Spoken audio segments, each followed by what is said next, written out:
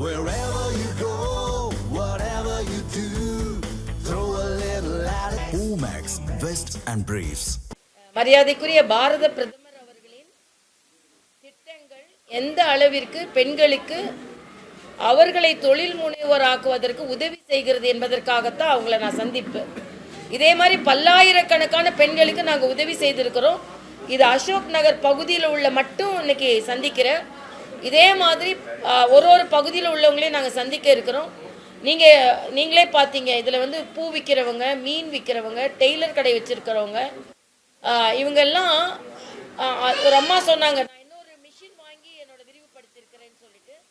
பூ வைக்கிற அம்மா இந்த சாரையோர வியாபாரிகளுக்கான கடனை வாங்கி நான் கடையாக போட்டிருக்கிறேன், பூ கடையாக போட்டிருக்கிறேன், மற்றவர்கள் வெளிநாட்டுக்கு ஏற்றுமதி செய்கிற அளவுக்கு பூ வியாபாரத்தை என்னால் விரிவுபடுத்த முடியும்னு சொன்னாங்க. அந்த அம்மா மீன் விற்கிற அக்கா வந்து இந்த பணம் கிடைச்சதுனால கொஞ்சம் அதிக முதலீடுல மீன்களை வாங்க முடியுது அப்படின்னு சொன்னாங்க. ஸோ இதுதான் நாம நினைக்கிற பெண்களுக்கான பொருளாதாரம். இது நிச்சயமாக மேம்பட வேண்டும். நான் பெண்களுக்கு கிடைக்கின்ற 1000 ரூபாயோ 2000 ரூபாயோ நான் குறை சொல்லலை. பெண்கள் கையில் இருந்தால் அது பெண்களுக்கு. ஆனால் அதே நேரத்தில் ஒரு மாற்று பொருளாதார சக்தியாக அவர்களை முழுவதுமாக பொருளாதாரத்தில் மேம்பாடு அடையும் அளவிற்கு அவர்களின் வாழ்வாதாரம் இருக்க வேண்டும் என்பதுதான் மோடி அவர்களின் திட்டம். ஆனால் ஏதோ மோடி அவர்கள் பெண்களுக்கு கொடுக்கறத தடுத்துருவாங்க, மத்திய அரசு பெண்களுக்கு கொடுக்கறத தடுக்க பார்த்தாங்க. நான் பாஞ்சு போய் அந்த தடுப்பெல்லாம் தூக்கி வீசிட்டு சூப்பர்மேன் மாதிரி நான் ஒரு சூப்பர் மார்னிங்கை கொண்டு வந்தேன். இதெல்லாம் என்ன வசனம்னு எனக்கு தெரியல. மரியாதைக்குரிய பாரத பிரதமர் இன்னைக்கு திராவிட முன்னேற்ற கழகத்தை சார்ந்த ஒரு எம்பியை பார்லிமெண்ட்ல கேள்வி கேட்டிருக்கிறார். முத்ரா வங்கியில தமிழ்நாட்டை சார்ந்தவர்கள் எவ்வளவு பலன் பெற்றிருக்கிறார்கள்ன்றதுக்கு 3 லட்சம் கோடி ரூபாய் தமிழகத்திற்கு கொடுக்கப்பட்டிருக்கிறது. இந்தியாவிலேயே அதிகமாக முத்ரா கடன் தமிழ்நாட்டுக்கு தான் கொடுக்கப்பட்டிருக்கு. முத்ரா கடன்னா என்ன? தொழிலை விரிவுபடுத்துவதற்கு எந்தவித கேரண்டியும் இல்லாம ஒரு சகோதரனா பிரதமர் கேரண்டியோடு கொடுக்கப்படுகின்ற முத்ரா கடன் திட்டம். இந்த திட்டத்தில் 3 லட்சம் கோடி தமிழ்நாட்டுக்கு மட்டும் கொடுக்கப்பட்டிருக்கிறது. ஒட்டுமொத்த இந்தியாவில் 36 லட்சம் கோடி கொடுக்கப்பட்டிருக்கிறது. 10% தமிழ்நாட்டுக்கு மட்டும் கொடுக்கப்பட்டிருக்கிறது என்பது மட்டும் இல்லை. இன்னைக்கு தமிழ்நாடு பொருளாதாரத்தில் உயர்ந்துருச்சு. இதுக்கு திமுக தான் காரணம், திமுக மாடல் தான் காரணம்னு காலையில் டிவியை திறந்த மரியாதைக்குரிய முதலமைச்சர் சொல்லிட்டு இருக்கார். மத்திய அரசுக்கு இதோட பங்கே இல்லைன்னு. ஆனால் இன்னைக்கு தமிழக பொருளாதாரம் உயர்ந்ததற்கு இதை போல கடன் உதவிகளும் காரணம் என்பதை நான் இங்கே தெளிவாக 3 லட்சம் கோடி தமிழ்நாட்டில் தொழில் முனைவோருக்கு பெண்களுக்கு கொடுக்கப்பட்டிருக்கிறது என்றால் 3 லட்சம் கோடி எல்லாத்துக்கும் கொடுக்கப்பட்டிருக்கிறது. 68% பெண்கள், 11% சிறுபான்மை மக்கள். இதை புரிஞ்சுக்கணும். ஆக சிறுபான்மையினுக்கு எல்லாம் ஒதுக்குறாங்க. சிறுபான்மை மக்களுக்கு முத்ரா கடன் வங்கி 11%, 68%. ஏன்னா 50% தாண்டி பெண்கள் தான் இதில் அதிகமாக வாங்கியிருக்காங்க. 36 லட்சம் கோடி இந்தியா முழுவதும் கொடுக்கப்பட்டதில் 3 லட்சம் கோடி தமிழ்நாட்டில் மட்டும் கொடுக்கப்பட்டிருக்கிறது. அதனால இன்னைக்கு இந்த தமிழக பொருளாதார வளர்ச்சிக்கும் மத்திய அரசின் திட்டங்கள் காரணம் என்பதையும் தமிழக முதல்வர் ஒப்புக்கொள்ள வேண்டும் என்று கேட்கிறேன். ஏனென்றால் அவர் எல்லாத்தையும் ஒட்டுமொத்தமாக இல்லைன்னு சொல்கிறாரு. பட்ஜெட்டில் 0 பட்ஜெட் கொடுத்தோம் அப்படின்னு சொல்கிறாங்க. நான் கேட்குறேன், பழவேற்காடு எங்கே இருக்குது, சென்னை எங்கே இருக்குது, கடலூர் எங்கே இருக்குது, அதே மாதிரி ஆதிச்சநல்லூர் எங்கே இருக்குது, இவை எல்லாம் ஆம்பூர் எங்கே இருக்குது, இதுக்கு எல்லாத்துக்கும் திட்டம் இருக்குது. இதனால் தமிழ்நாடு வளர்ச்சி அடையுமா இல்லையா? ஆனால் தொடர்ந்து குற்றம் சாட்டி கொண்டிருப்பார்கள். இல்லை, அண்ணன் ஸ்டாலின் ஒரு பக்கம், இன்னொன்று வந்து உதயநிதி ஒரு பக்கம் ஏதோ புறக்கணிக்கிறார்கள், மறுதளிக்கிறார்கள், தமிழகத்தையே கண்டுக்கல. தமிழகம் தான் அதிகமாக எல்லாத்தையும் செல்வ மகள் சேமிப்பு திட்டத்தில் கூட தமிழ்நாட்டில் பெண் குழந்தைகள் அதிகமாக சேமிப்பை ஏற்படுத்தி இருக்கிறார்கள் என்பதும் ஒரு கணக்கு. அதனால மத்திய அரசின் கட்டமைப்பு 11 லட்சம் கோடி செலவிடப்பட்டிருக்கிறது. எல்லா திட்டங்களும் பெண்களை முன்னேற்றுவதில் மத்திய அரசு நிரந்தரமாக பொருளாதார வசதி மிக்கவர்களாக மாற்றுவதில் மத்திய அரசின் பங்கு இருக்கிறது என்பதை நான் தெளிவுபடுத்துகிறேன். அவர்களை கூப்பிட்டு அவர்களிடம் பேசும்போது அவர்கள் எந்த அளவிற்கு அந்த திட்டங்களின் மூலம் பயன்பெற்றார்கள் என்பதை தெரிந்து கொள்வதற்காக தான் இன்னைக்கு அவங்களோட ஒரு சின்ன உரையாடலை நான் ஏற்படுத்திக் கொண்டேன். அதாவது நாங்கள் எல்லாம் இணைஞ்சிருக்கோம்னு சொல்லிட்டு இன்னைக்கு செல்வ பெருந்தகை சொல்கிறாரு, நான் மாணிக் தாக்கூர் பேசுவதை கார்கேட்டை போய் நான் சொல்ல போகிறேன் அப்படின்னு. ஆக இன்னைக்கு அவங்க கட்சிக்குள்ளேயே ஒருவரையும் அவங்களால கட்டுப்படுத்த முடியல. இன்னைக்கு மாணிக் தாக்கூரோட ஒரு மதுரையில் நாங்கள் தான் வேட்பாளர் நிற்பாத்தோன்னு தீர்மானமே போடுறாங்க. ஆனால் ஒரு மாநில தலைவருக்கு அது தெரியலன்னு சொல்கிறாரு. ஆக நான் கார்கேட்டை போய் நான் கருத்து பரிமாற்றம் செய்ய போகிறேன், எதை பற்றி டிஸ்கஸ் பண்ண போகிறேன், காங்கிரஸுக்குள்ள தலைவர்களை பற்றியும் நான் டிஸ்கஸ் பண்ண போகிறேன் அப்படின்றது நிலைமையில தான் இருக்குது. அதே மாதிரி திராவிட முன்னேற்ற கழகத்தை சார்ந்தவர்களான இளங்கோவனாக இருக்கட்டும், ரகுபதி அவர்களாக இருக்கட்டும், உடனே நாங்கள் ஆட்சியிலலாம் பங்கில் எல்லாத்திற்கும் மேலே முதலமைச்சர் அவர்கள் தமிழ்நாட்டுக்கு அது ஒத்து வராதுன்னு சொன்னப்புறமும் இவங்கெல்லாம் பேசி கொண்டு இருக்கிறார்கள் என்றால் நிச்சயமாக அந்த கூட்டணி வெலவெலத்து போயிருக்கிறது என்பதுதான் உண்மை.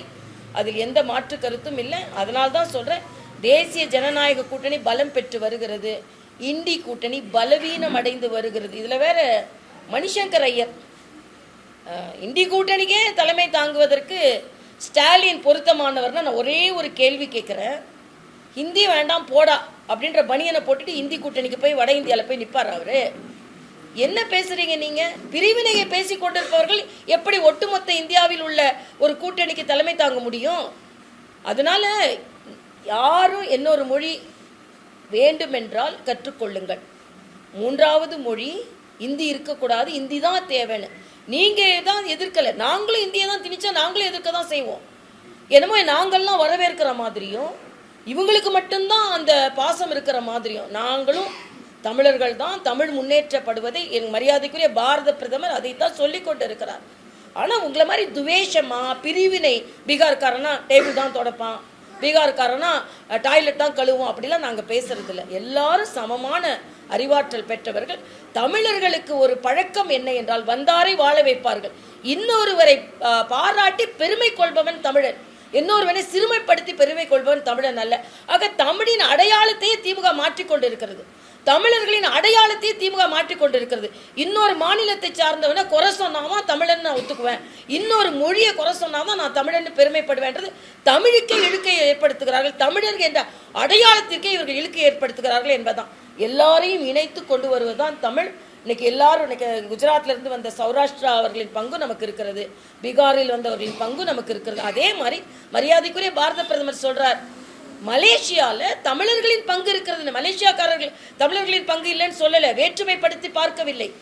தமிழர்கள் எல்லா மாநிலங்களிலும் இருக்கிறார்கள், எல்லா தேசங்களிலும் இருக்கிறார்கள். பிரிவினை இவர்கள் பேச பேச அங்குள்ள தமிழர்களுக்கு பிரச்சனை வரும். அதனால தயவு செய்து பிரிவினையை பேச வேண்டாம். அது உங்களது அரசியல் அல்ல. 67 ஆரம்பிச்சு அதே பிரிவினையோடு வளர்ச்சியை பற்றி இவங்களால பேச முடியாதுன்னா தமிழ்நாட்டில் அடிப்படை இன்னைக்கு சொல்றாங்க, நாங்க 7வது முறை ஆட்சிக்கு வருவேன்னு சொல்றதுல இன்றைக்கு வரைக்கும் இலவசம் கொடுக்க வேண்டிய நிலையில தான் மக்களை வைத்து கொண்டு இருக்கிறார்கள். என்ன வளர்ச்சி இருக்குது? இன்னைக்கு சொல்றாரு, கடந்த 10 ஆண்டு காலமாக வடசென்னை வளர்ச்சி அடையல, வளர்ந்த வடசென்னையாக இப்பதான் மாறிக்கொண்டு இருக்கிறதுனா அதுக்கு முன்னால் நீங்க ஆட்சி செஞ்சீங்கல்ல. சிங்கப்பூர் ஆக்குவோம் சென்னைன்னு சொன்னீங்க, எங்க ஆக்குனீங்க? இன்னும் தண்ணி நிக்க தானே செய்யுது. தண்ணி நிக்கிறதுன உடனே ஆட்டோ ஊத்திக்கிட்டு வந்து எங்க வீட்டு முன்னால் நிக்காதுங்க. நான் தண்ணி வர நேரத்தில் சொன்னேன், இப்ப இல்ல. அதனால திராவிட முன்னேற்ற கழகம் முதலில் ஒன்றை புரிந்து கொள்ள வேண்டும். 7வது முறை ஆட்சி என்பதெல்லாம் கனவு. 6 முறை ஆட்சி செய்து தமிழகத்தில் எந்தவித முன்னேற்றத்தையும் நீங்க கொண்டு வரவில்லை என்பது நிதர்சனம். இதைத்தான் நான் சொல்கிறேன். அதே மாணிக்கம் தாக்கூர் சொல்றாரு, மீண்டும் முதலமைச்சராக ஸ்டாலின் அவர்கள் தான் வரணும். அமைச்சரவையில காங்கிரஸ் சார்ந்தவங்க 2 பேர், விடுதலை சிறுத்தைகளை சார்ந்தவங்க 2 பேர், அறிவார்ந்தவர்கள் எல்லா கட்சியிலும் இருப்பாங்க. அவங்க திறமையானவர்களை பயன்படுத்திக்கிறாங்க. அது அவங்க அதுக்கு பதில் சொல்ல வேண்டியது ஸ்டாலின் அவர்கள் தான். நீங்க தான் முதலமைச்சராக இருக்கணும்னு சொல்றதுக்கு, அப்புறம் அதுக்கு கீழே நாங்களும் இருக்கணும்னு சொல்றதுக்கு அவர் சொல்றது தான். ஆக அவங்க அப்புறம் காங்கிரஸ் முதலமைச்சர் சொன்னால் ஒத்துக்குவா செய்ய முடியும்? அதனால சொல்வாரா இருக்கும். அதனால சொன்னா செல்வ பெருந்தகை இல்லை சொல்லிடாதுங்க அப்படின்னு காங்கிரஸில் உள்ள பல குரல்கள், இன்னும் சொல்ல போனா அவங்க மத்திய தலைமை கட்டுப்படுத்தாமல் மாணிக் தாக்கூரின் குரல் ஒலித்து கொண்டு இருக்கிறது. நிச்சயமா அவங்க கூட்டணி வெலவெலத்து போயிருக்கிறது. இன்னொன்று, காங்கிரஸ்காரர்களுக்கே திராவிட முன்னேற்ற கழகத்தின் நடவடிக்கையின் மீது நம்பிக்கை இல்லை. அதனால் அவர் ஆளு கொண்டு பேசுகிறார்கள் என்பது எனது கருத்து. இல்லை, நாங்கள் தெளிவாக நடைபோட்டு கொண்டு இருக்கிறோம். எப்படி பேசணும், எதை மாதிரி நடக்கணும், எப்படி நடைபோடணும், தெளிவாக நடைபோட்டு கொண்டு இருக்கோம். நீங்கள் தான் பார்த்து கொண்டு இருக்கிறீங்களா? எதிர்குறல்லாம் எங்களுக்கு எதுவுமே இல்லை. குரல் இப்ப இல்லை, அவ்வளவுதான் நாங்க சொல்வேன். நாங்க எப்படி நடக்கணும் அப்படி நடந்து கொண்டு இருக்கிறோம், அவ்வளவுதான். எங்களுக்கு கட்சி முக்கியம், தமிழ்நாடு முக்கியம், திமுகவை தோற்கடிப்பது எல்லாவற்றையும் விட எங்களுக்கு முக்கியம், அவ்வளவுதான்.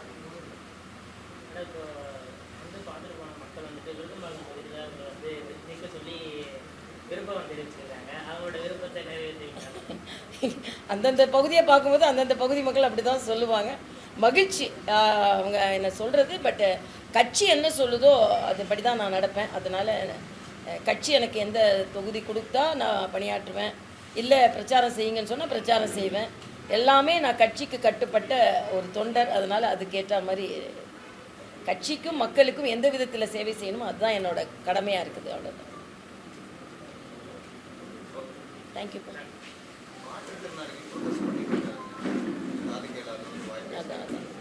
அது மாற்றுத்திறனாளிகளுக்கு ஏற்கனவே பாண்டிச்சேரியவே அவங்க கம்பேர் பண்ணியிருக்காங்க. பாண்டிச்சேரியில் அதிகமாக அவர்களுக்கு உதவித்தொகை கொடுக்கப்படுகிறது என்று. இங்கே எல்லாமே செயலில் தான் இருக்குது, செயலில் இல்லை, எல்லாம் சொல்லில் தான் இருக்குது, செயலில் கிடையாது.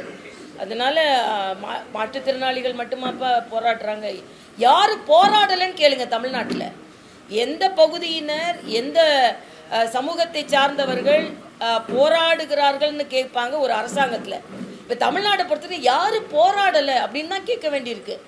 துப்புரவு தொழிலாளர்கள் ஆரம்பித்து மாற்றுத்திறனாளிகள் சகோதர சகோதரிகள் ஆரம்பித்து செவிலியர்கள், மருத்துவர்கள், கட்டிட தொழிலாளர்கள், பதிவாளர்கள் எல்லாமே தான் போராடி கொண்டிருக்கார். அதனால தான் மறைமுகமாக தமிழகம் போராடும் போராடும் போராடும்னு முதலமைச்சர் சொல்றாருன்னு நினைக்கிறேன். எல்லாரும் போராடிட்டு இருக்காங்க, அப்புறம் என்ன சொல்ல முடியும் அவரால்? மாற்றுத்திறனாளி மகளிருக்கு மகளிர் உரிமை தொகை கொடுப்பதில்லையா? ஆனால் மாற்றுத்திறனாளி உதவித்தொகை மட்டும் கொடுக்குறாங்க. அதுலேயும் 1300 மத்திய அரசு கொடுக்குறப்ப 300 தான் மாநில அரசு போட்டு கொடுக்குது. அப்படி இருக்கிறப்ப மாநில அரசு மகளிர் உதவித்தொகை ஏன் பெண்கள் தானே அவங்களுக்கு ஏன் கொடுக்க மாட்டீங்கன்ற ஒரு கேள்வி இருக்கிறாங்க. அது ஓட்டுக்காக மட்டுமே அவர்கள் இதை கொடுக்கிறார்கள் என்று இதெல்லாம் நிரூபணமாகிறது. அதனால ஓட்டுக்காக பார்க்காம அவங்க கேட்குற கோரிக்கை நியாயமான கோரிக்கை. இன்னொன்று, மாற்றுத்திறனாளிகளுக்கு மற்றவங்களோட அதிக செலவாகும். ஏன்னா அவங்க ஒரு துணை தேவைப்படுது. ஒரு இடத்துக்கு போகணும்னா அவங்களால முழுவதுமாக நடந்து போக முடியாது. உடனே அவங்க வாகனத்துக்கு செலவிட வேண்டி இருக்குது. அதனால தான் பாண்டிச்சேரியில் நான் இருக்கும்போது அதிகப்படுத்தணும் நாங்கள். அதனால் இன்னைக்கு அரசாங்கம் அவர்களின் கோரிக்கை நியாயமான கோரிக்கை பரிசீலிக்க வேண்டும் என்பது எனது கருத்து.